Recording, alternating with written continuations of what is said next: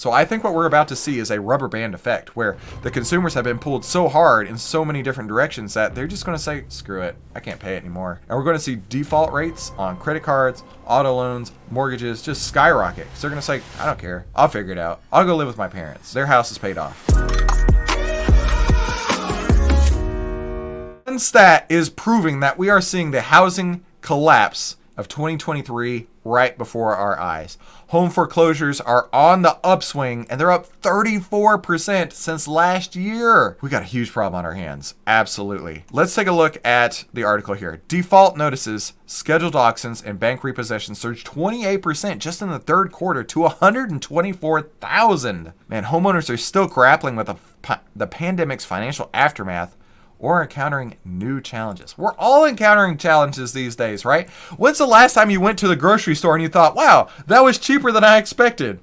Man, I got cereal and milk the other day. It was $17. I got milk and cereal, and I'm not exaggerating, $17. What's happening, right? If I'm paying $17 for milk and cereal, I am not able to afford my mortgage. That's what a lot of people are going through, right? And then on top of that, we have student loan payments that are starting, right? The student loan payments are averaging between $100 and $300, which used to be enough groceries for an entire month. But now that's maybe a week, maybe, especially if milk and cereal is $17. Real estate experts are bracing for a significant blow because the cost of living crisis that we're going through is tackling everybody. And now people are having to make hard choices. Am I going to pay the light bill? Am I going to pay for the internet bill? I'm definitely not paying for Netflix or Disney Plus or anything like that anymore. I'm cutting all that off. I'm just watching YouTube for free. What else are we going to cut out? Some people are making the hard decision to cut out their mortgage payment, their rent payment, and they're having a lot of issues these days. And if you're just tuning in, my name is Christopher Yule, and we cover the biggest headlines of the day and what the AI trading data says about them. And if you're interested in that too, be sure to definitely hit the subscribe button down below and start trading with AI today. Go to ovtlyr.com to see why outliers win. Now, we've got so many issues here, right? 75% of the survey respondents said that the student loan payments will have a negative impact on their home ownership. Many economists believe the resolution of these payments could significantly hit the home ownership rate. Income has not grown at the level that housing expenses have grown. Income has not grown at the level of grocery expenses, of energy expenses, of utility expenses.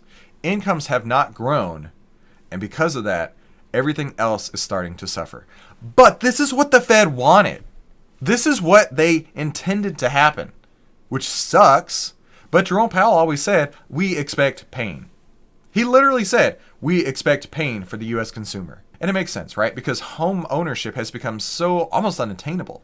With the prices of the homes going up, by raising rates, the only way to find buyers is by lowering the price of the asset. So if you had a $200,000 home previously, maybe 5 years ago, and now it's $500,000 today, or at least that's what the market would tell you it is, but the interest rates have gone from 3% to 8%, you literally cannot find enough buyers at $500,000 at 8% as you could at $200,000 and 3%. And the rates are not determined by you. The rates are determined by the Fed, by the marketplace. So what are you going to do? You're going to have to lower your asset price. But that's not what we're seeing yet. We just covered a story the other day talking about the money supply. Money supply, meaning what's in your checking account, savings account, IRAs, money market, all that's going down. But prices are not going down. Prices, meaning the inflation, we need to have disinflation. We need to have de-inflation. Prices have not come down. And this is a stat that has not ever occurred. Even during the Great Depression, when money supply went down, prices also went down.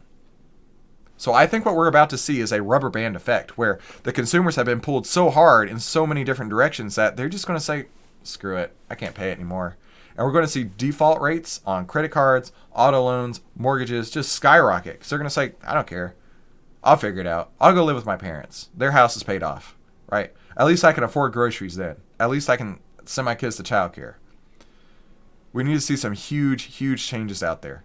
And I don't know what it's going to take, but we need to see some giant changes in order to make homeownership a reality once again. So let's take a look at what the AI trading data says about Zillow, one of the best apps out there. I love to use Zillow.